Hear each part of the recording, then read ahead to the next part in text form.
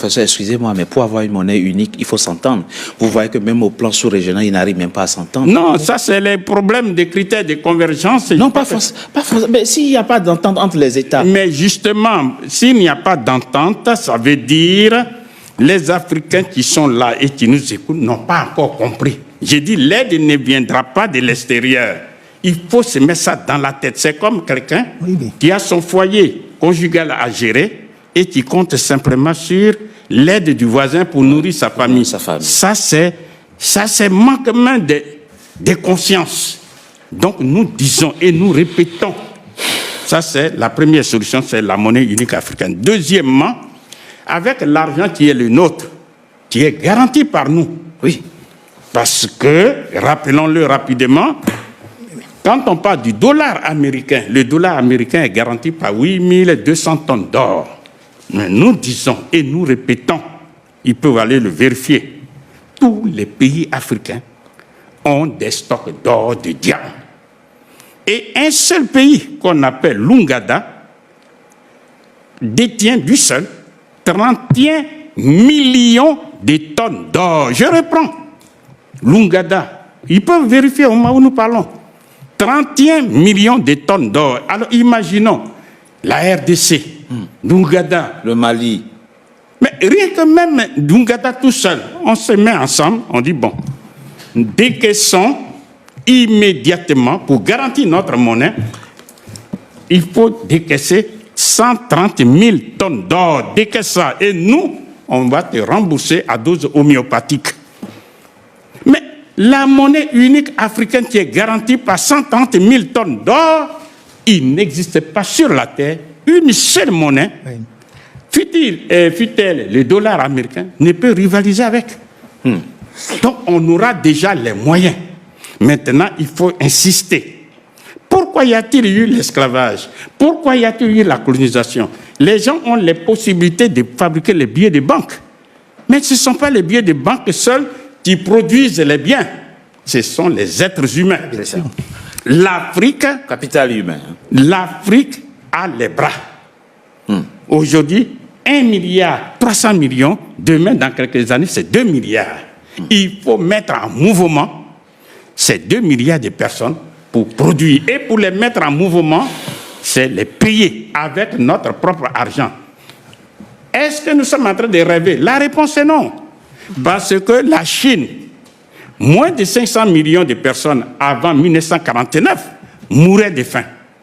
Quand Mao Tse-tung et ses amis ont pris le pouvoir d'État, ils ont battu une seule monnaie unique, qui est le yuan ou bien le renminbi.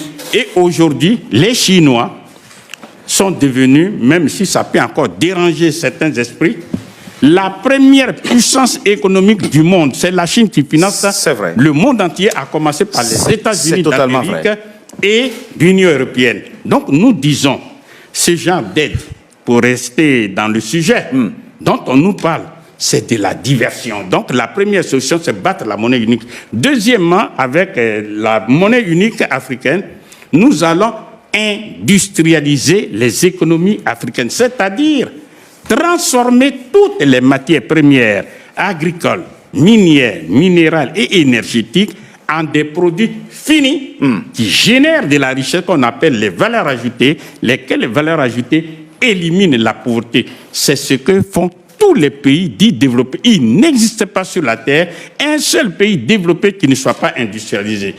Or, tous ces pays, que ce soit l'Italie et tous les autres, ils vont tout proposer, sauf ce que je suis en train de dire. Parce que ça ne les arrange pas. Voilà. Troisième solution maintenant, c'est l'État fédéral africain, c'est-à-dire les États-Unis d'Afrique. Et ça, on n'a pas besoin des années de lumière. Un juriste à ma gauche ici, il suffit simplement de mettre une ceinture politique autour de ces 54 pays et on sort un être moral qu'on appelle l'État fédéral africain, et on lui accorde 6 compétences qui sont 1. Puisque nous sommes un seul État désormais, tous ceux qui ne font pas partie de l'Afrique, eh bien avec eux on a des frontières. Donc c'est l'État fédéral africain qui va gérer ça. Deuxième compétence, lorsque vous écrivez aux États-Unis d'Amérique, vous achetez un seul thème. Vous n'achetez pas 50 thèmes. Donc, c'est l'État fédéral qui va gérer les PTT. Troisième solution, une troisième compétence, eh bien, il y a une seule politique étrangère. Quand je m'avais à l'ambassade des États-Unis, vous allez dans une seule ambassade. Donc, si on crée notre État fédéral, eh bien, c'est l'État fédéral qui va gérer la politique étrangère. Maintenant, ça, c'est ce qu'on appelle les compétences naturelles. À cela s'ajoutent 3 autres compétences qui sont la monnaie unique africaine sera gérée par l'État fédéral africain. C'est-à-dire tous les 54 pays qui sont membres, on va avoir une seule monnaie. Et avec pas une banque centrale africaine, vous voulez? Bien sûr, avec une banque centrale. Oui. Donc, ça, c'est la 4e compétence. La 5e compétence, eh bien, c'est la défense. Aujourd'hui, beaucoup de pays africains sont victimes de l'insécurité, par-ci, par-là. Quand on voit en RDC, il y a la guerre là-bas. Quand on voit au Soudan, il y a la guerre un peu partout. Eh bien, nous disons, nous allons avoir une armée fédérale africaine, écoutez-moi très bien, rendue invincible. Pourquoi? Parce que nous avons les moyens pour acheter des armes extrêmement puissantes dans tous les pays qui veulent commercer, qui veulent coopérer avec nous, c'est-à-dire, par exemple, que ce soit en Chine, que ce soit en Russie, que ce soit en Corée du Nord. C'est ici et maintenant, c'est possible au moment où la Russie est en conflit ouvert avec l'Occident. Pourquoi? Parce qu'il faut connaître la thèse. Il est hors de question de permettre aux Africains de s'armer. Parce qu'il ne faut pas armer un esclave. Parce que si l'esclave est armé, non seulement il ne va pas se soumettre, mais il peut même tuer le maître.